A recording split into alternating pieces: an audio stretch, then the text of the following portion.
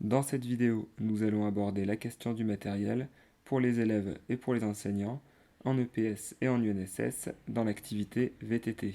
Quel que soit le contexte de pratique, le port du casque pour l'enseignant et pour les élèves est impératif.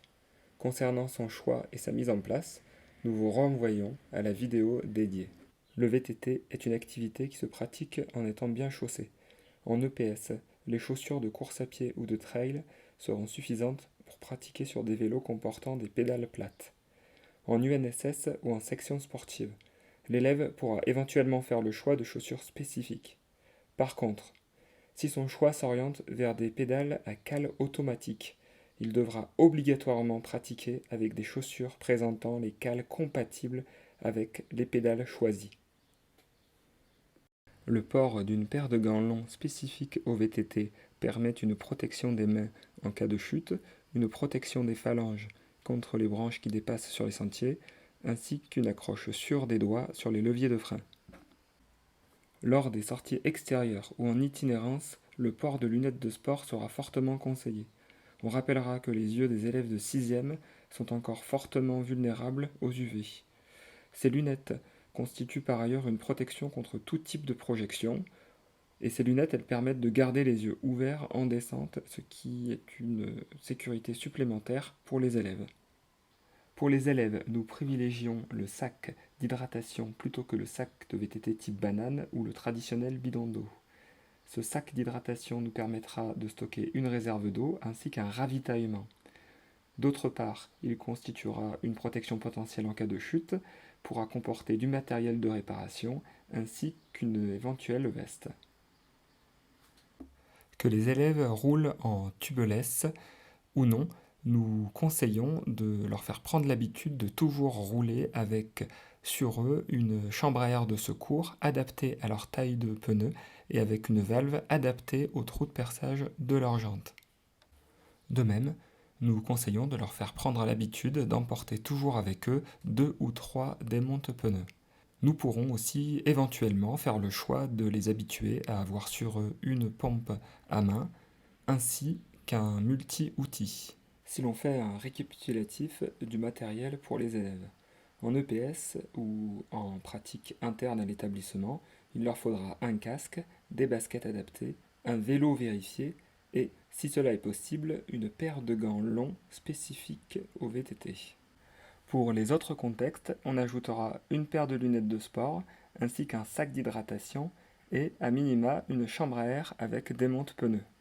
Rappelons aussi que tous les milieux ne se valent pas et que la météo, l'altitude ou la saison de la sortie peuvent impliquer d'autres matériels à mettre dans le sac de l'élève.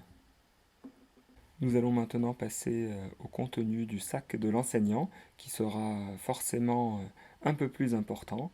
À l'intérieur de son sac, l'enseignant devra avoir un téléphone portable chargé à 100%, par exemple celui sur lequel il aura vérifié la météo du jour.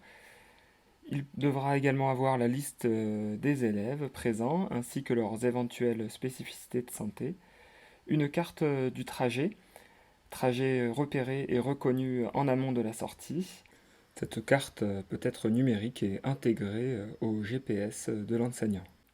On emportera également une trousse de secours, une chambre à air adaptée au vélo de l'enseignant, ainsi que, en fonction des choix effectués, une ou plusieurs chambres à air adaptées au vélo des élèves.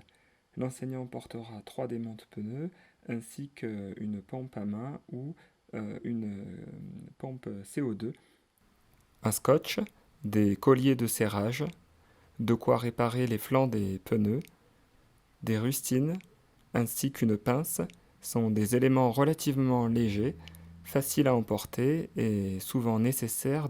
Un dérive-chaîne 1 à 12 vitesses ainsi que des maillons rapides adaptés aux chaînes des élèves seront également dans le sac de l'enseignant. L'enseignant aura également un multi-outil avec d'une part des clés à 6 pans allant de 2 à 8 mm, en n'oubliant pas la clé 2,5 mm que l'on retrouve de plus en plus sur les éléments de serrage des vélos des élèves, ainsi que des clés en étoile appelées clés Torx en taille 10, 15 et 25. On emportera également au moins 2 talkie-walkie, au moins pour l'enseignant et le serre-fil.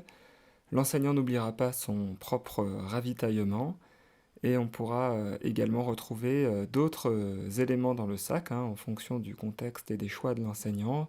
Ce peut être des éléments textiles, ce peut être également le choix d'un GPS avec le parcours intégré, ce peut être des lampes pour cintre et frontale, ce peut être également le lubrifiant à chaîne que l'on retrouve souvent dans le sac des enseignants, un câble de dérailleur, on le retrouve parfois, ou encore des ressorts pour axe 9 mm.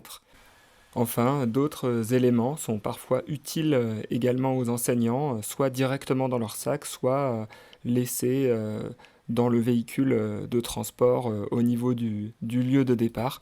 Il peut s'agir par exemple de clés à molette qui permettent d'intervenir sur les axes de vélo d'élèves qui présentent encore des boulons.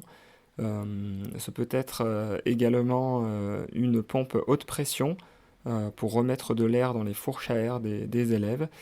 Le petit capot pour remettre de l'air se trouve sur la gauche de la fourche le plus souvent, il est indiqué air dessus. Il suffit de le dévisser pour ensuite visser la pompe haute pression et remettre de l'air dans la fourche. Il peut s'agir également de clés à rayons, même si elles ne permettent pas de résorber les voiles importants au niveau des roues. Ce peut être une pince coupante ou tout autre objet. Enfin, partir en itinérance avec ses élèves suppose un minimum en termes de savoir par rapport aux réparations. Savoir réparer une crevaison, savoir remettre en place une roue ou savoir réparer une chaîne semble indispensable.